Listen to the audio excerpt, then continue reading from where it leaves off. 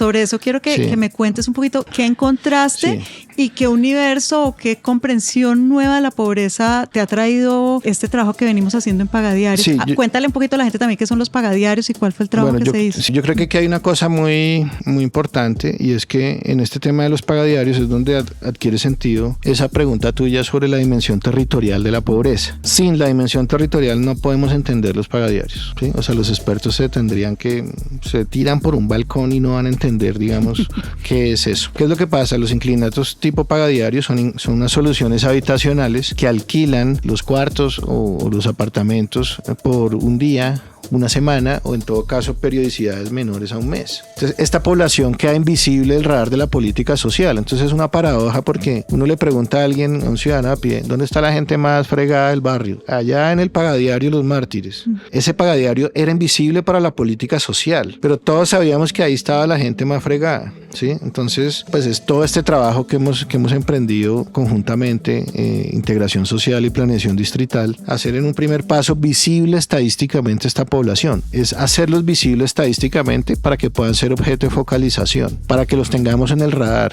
¿Y qué aprendizaje hay aquí? Cuando uno mira el Pagadiario cuesta entre 15 y 18 mil pesos por persona el día. ¿Qué quiere decir esto? Que si un hogar vive ahí y le pasan la metodología de medición de pobreza que les dije, de pobreza extrema, por ejemplo, que son 273 mil pesos, probablemente no es pobre extremo porque tiene para el Pagadiario, y probablemente no es pobre moderado tampoco porque tiene para el Pagadiario.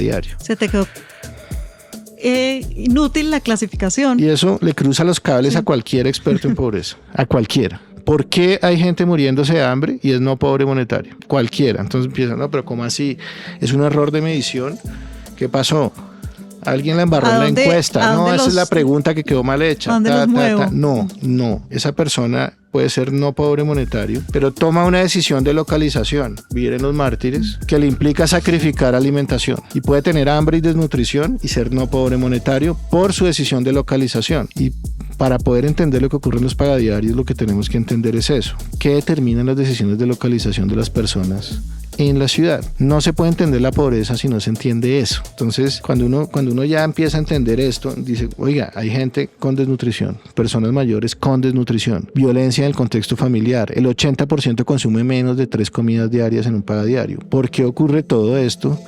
Si esa persona tiene un ingreso por encima de la línea de pobreza, porque se lo está gastando en esa localización, no tiene la liquidez para hacerlo en un contrato mensual, ¿sí? Planeado a un año, solamente vida de destajo, y además necesita esa localización. En el momento en que la persona toma esa decisión, sacrifica sus condiciones de vida en el resto, y puede estar peor que cualquier otro hogar de Bogotá, puede estar peor que un hogar pobre extremo en Usme, alguien que vive en un Pagadiario. Y eso es un hallazgo muy interesante desde el punto de vista del estudio de la pobreza, porque eso sí nos muestra a nosotros que ningún indicador es perfecto y que el indicador de pobreza monetaria no es suficiente, tampoco el de pobreza multidimensional para entender eso. Tenemos que entender la decisión de localización y cómo juega esto en las condiciones de vida de la gente.